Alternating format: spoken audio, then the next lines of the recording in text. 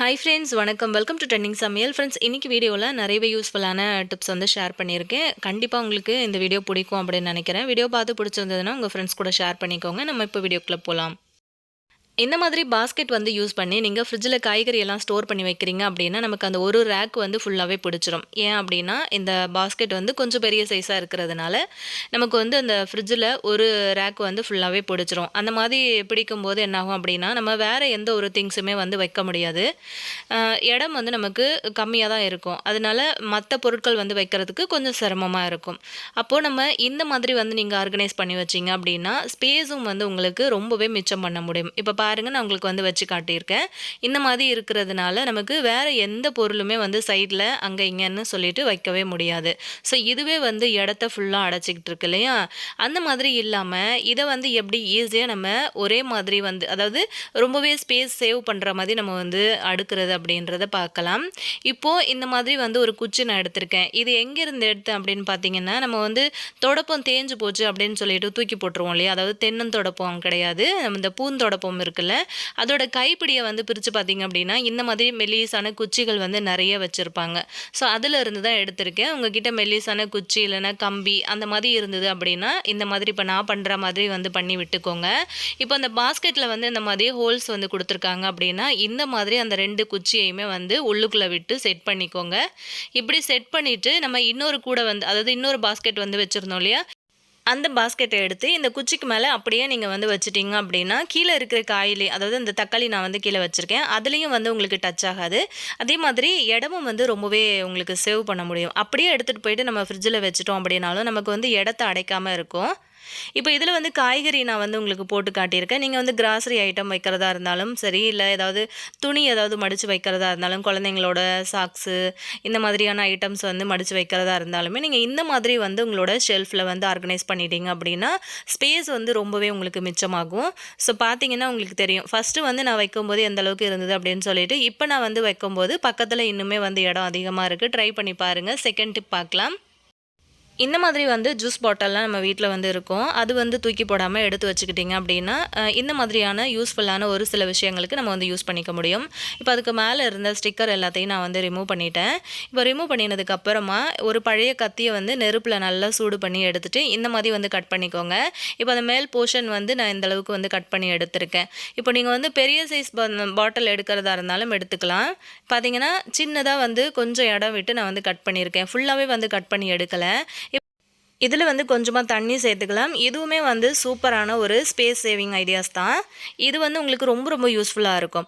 நம்ம இப்போ கருவேப்பிலை, கொத்தமல்லி, புதினா அப்படின்னு சொல்லிட்டு தனித்தனி பாக்ஸ் வந்து போட்டு நம்ம ஃப்ரிட்ஜில் ஒரு ரேக்கில் வந்து வைக்கிறோம் அப்படின்னா அதுவுமே நமக்கு வந்து பார்த்திங்கன்னா ரொம்பவே இடத்த வந்து அடைச்சிக்கும். அந்த மாதிரி இல்லாமல் இப்போ நான் சொல்கிற ஐடியா அப்படி நீங்கள் செஞ்சீங்க அப்படின்னா இடம் வந்து ரொம்ப ரொம்ப உங்களோட ஃப்ரிட்ஜில் வந்து நீங்கள் மிச்சம் பண்ணலாம்.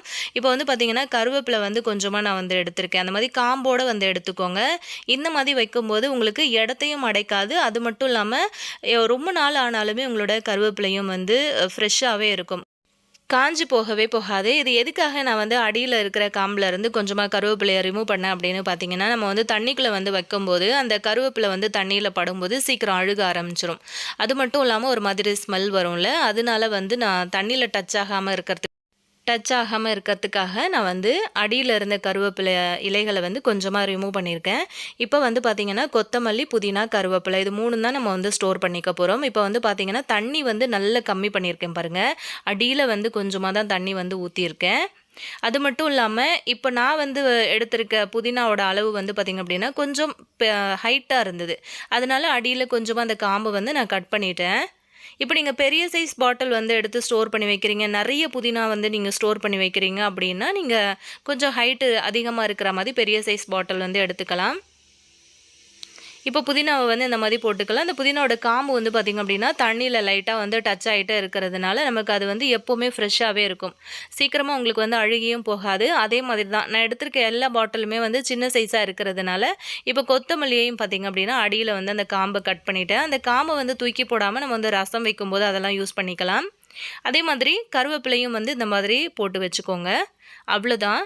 தண்ணி வந்து அதிகமா வந்து சேர்க்காதீங்க. ஒரு 3 நாளுக்கு ஒரு தடவ நீங்க வந்து அந்த தண்ணிய மட்டும் மாத்திட்டு, ஃப்ரெஷ்ஷா வந்து தண்ணிய திரும்ப சேர்த்துக்கலாம். ஃப்ரிட்ஜோட டோர்ல வந்து பார்த்தீங்கன்னா, சைட்ல இந்த மாரி வச்சு விட்டுட்டீங்க அப்டின்னா, உங்களுக்கு ரொம்ப நாள் ஆனாலும் ஃப்ரெஷ்ஷா இருக்கும். இடமும் வந்து ரொம்பவே மிச்சமாகும். இந்த ஐடியா பிடிச்சிருந்ததுன்னா, இந்த வீடியோக்கு ஒரு லைக் குடுங்க. அப்படியே உங்க ஃப்ரெண்ட்ஸ் கூட வந்து ஷேர் பண்ணிக்கோங்க. நெக்ஸ்ட் டிப் பார்க்கலாம்.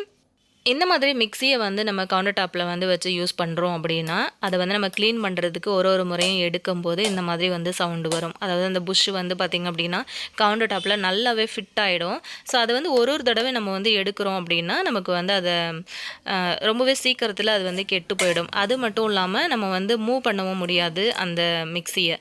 ஸோ அதுக்காக பார்த்தீங்கன்னா, இந்த மாதிரி ஒரு சின்ன பிளேட் வந்து அடியில வச்சுக்கோங்க. அதுக்கப்புறம் மிக்ஸிய தூக்கி அதுக்கு மேல வச்சுட்டு நம்ம இந்த மாதிரி மூவ் பண்ணிக்கலாம். நம்ம கவுண்டர் டாப்லாம் வந்து கிளீன் பண்ணுறோம் அப்படின்னா, அழகா அந்த மாதிரி மூவ் பண்ணிட்டு நம்ம வந்து தொடச்சு விடலாம். ரொம்பவே உங்களுக்கு யூஸ்ஃபுல்லா இருக்கும் அப்படின்னு நினைக்கிறேன். இந்த ஐடியாவும் ட்ரை பண்ணி பாருங்க. நெக்ஸ்ட் டிப் என்னன்னு பார்க்கலாம். இந்த மாதிரி மிக்ஸி ஒயர் வந்து பார்த்தீங்க அப்படின்னா, நமக்கு வந்து நம்ம மிக்ஸி வந்து அரைச்சு முடிச்சதுக்கப்புறமா, அந்த ஒயர வந்து ரிமூவ் பண்ணிட்டோம் அப்படின்னா, இந்த மாதிரி தான் இருக்கும். இத வந்து ஆர்கனைஸ்டா வந்து எடுத்து வைக்கிற மாதிரி எல்லாரோட கிச்சன்லேயும் வந்து ஸ்பேஸ் இருக்காது. அதை எப்படி வந்து மிக்ஸியிலேயே நம்ம வந்து ஆர்கனைஸ் பண்ணி வைக்கலாம் அப்படின்றத பார்க்கலாம். இந்த மாதிரி ஒரே ஒரு மெட்டல் வளையல் வந்து எடுத்துக்கிட்டு 2ஆ கட் பண்ணிக்கோங்க. அத வந்து ஒரு கொக்கி மாதிரி இப்படி வந்து வளைச்சு எடுத்துக்கோங்க அவ்வளோதான். இப்போ அந்த மிக்ஸியில வந்து பார்த்தீங்க அப்படின்னா, சைட்ல வந்து சின்னதா அந்த ஹோல்ஸ் மாதிரி குடுத்துருக்காங்கல்ல, அந்த இடத்துல நம்ம வந்து வச்சு செட் பண்ணிக்கலாம். இப்ப நான் வந்து பண்ற மாதிரி பண்ணி விட்டுக்கோங்க. இந்த மாதிரி பண்ணீங்க அப்படின்னா, ஒரு தடவையும் நீங்க வந்து மிக்ஸி வந்து யூஸ் பண்ணும்போது, அந்த மெட்டல் வளையல்ல செஞ்ச கொக்கிய லைட்டா வந்து ரிமூவ் பண்ணிட்டு, மிக்ஸி வந்து யூஸ் பண்ணினதுக்கு அப்புறமா திரும்பவும் இதே மாதிரி ஃபிட் பண்ணி வச்சுட்டீங்க அப்படின்னா, ஒரே இடத்துல பார்க்கறதுக்கு ரொம்பவே ஆர்கனைஸ்டா வந்து இருக்கும். வயரும் வந்து பார்த்திங்க அப்படின்னா, அந்த பக்கம் இந்த பக்கம் போகாம ஒரே இடத்துல அழகா நீங்க வந்து செட் பண்ணி வச்சுக்கலாம். இதுவும் வந்து பார்த்திங்க அப்படின்னா, உங்களுக்கு ரொம்பவே யூஸ்ஃபுல்லான ஒரு டிப்ஸா இருக்கும்னு நினைக்கிறேன். ட்ரை பண்ணி பாருங்க. நெக்ஸ்ட் டிப் பார்க்கலாம். இந்த மாதிரி நம்ம வந்து யூஸ் பண்ணுற பர்ஸ் எல்லாமே வந்து பார்த்திங்க அப்படின்னா, அடிக்கடி நம்ம வந்து கையில் எடுத்துகிட்டு போகிறதுனால சீக்கிரமாகவே வந்து அழுக்கு அதிகமாகிடும். என்னோடய பர்ஸில் வந்து பார்த்திங்க அப்படின்னா, கொஞ்சம் கொஞ்சம் அங்கங்கே வந்து கரைகள் இருக்குது. அதை வந்து ஈஸியாக ரிமூவ் பண்ணுறதுக்கு இந்த மாதிரி வந்து வேஸ்லின் எடுத்துக்கோங்க. இப்போ பர்ஸுக்கு மட்டும் கிடையாது இந்த ஐடியா. உங்களோட செல்ஃபோன் பவுச்சு, அதுக்கப்புறம் நீங்கள் ரெகுலராக யூஸ் பண்ணுற ஹேண்ட்பேக்கு எல்லாத்துக்குமே நீங்கள் இந்த ஐடியா வந்து ஃபாலோ பண்ணிக்கலாம். இந்த மாதிரி வந்து யூஸ் பண்ணி நீங்கள் க்ளீன் பண்ணிங்க அப்படின்னா, நிமிஷத்தில் உங்களுக்கு பளிச்சுன்னு அந்த கரைகள் எல்லாமே வந்து போயிட்டு, பர்ஸாக இருந்தாலும் சரி, ஹேண்ட்பேக்காக இருந்தாலும் சரி, உங்களுக்கு நிமிஷத்தில் பளிச்சுன்னு ஆகிடும். கரைகள் எல்லாமே வந்து சூப்பராக விட்டு வந்துடும். இந்த மாதிரி வந்து ஒரு காட்டன் வச்சு இந்த மாதிரி வந்து தேய்ச்சி விடுங்க அந்த வேஸ்லின் மேலே. சூப்பராக உங்களுக்கு வந்து க்ளீன் ஆகிடும். பார்த்தீங்க அப்படின்னா உங்களுக்கு தெரியும். இந்த காட்டன் பார்த்துருந்தீங்கனாலே உங்களுக்கு தெரிஞ்சிருக்கும் எவ்வளோ அழுக்கு இருந்தது அப்படின்னு சொல்லிட்டு. அந்த பர்ஸை வந்து மேலோட்டமாக நம்ம வந்து பார்க்கும்போது பெருசாக அழுக்கு இருக்கிற மாதிரி நமக்கு தெரியல. ஆனால் நம்ம வந்து தொடச்சி க்ளீன் பண்ணி எடுத்ததுக்கப்புறம் அந்த காட்டனில் அவ்வளோ அழுக்கு வந்து விட்டு வந்துச்சு.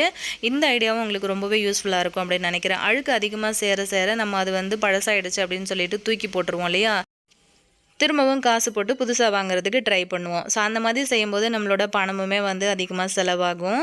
இந்த மாதிரி வந்து ட்ரை பண்ணி பாருங்கள். எப்போவுமே உங்களோட பர்ஸ் வந்து பளிச்சுன்னு இருக்கும், புதுசாகவே இருக்கும். ட்ரை பண்ணி பாருங்கள். இன்றைக்கி நான் வந்து ஷேர் பண்ணினேன் எல்லா டிப்ஸும் உங்களுக்கு ரொம்பவே யூஸ்ஃபுல்லாக இருக்கும், பிடிச்சிருக்கு அப்படின்னு நினச்சிங்கன்னா மறக்காமல் உங்கள் ஃப்ரெண்ட்ஸ் அண்ட் ஃபேமிலி மெம்பர்ஸோடையும் வந்து ஷேர் பண்ணிக்கோங்க. ஆல்ரெடி நம்ம சேனலில் நிறைய டிப்ஸ் வீடியோஸ் வந்து நம்ம போஸ்ட் பண்ணியிருக்கோம். டைம் இருந்தது அப்படின்னா மறக்காமல் செக் பண்ணிக்கோங்க. இன்றைக்கான வீடியோ பற்றின கருத்துக்கள் எதுனா இருந்தது அப்படின்னா கீழே இருக்கிற கமெண்ட் செக்ஷனில் சொல்லுங்கள். நெக்ஸ்ட் இதே மாதிரியான ஒரு பதிவில் நான் உங்களை திரும்ப மீட் பண்ணுறேன் ஃப்ரெண்ட்ஸ். தேங்க்யூ.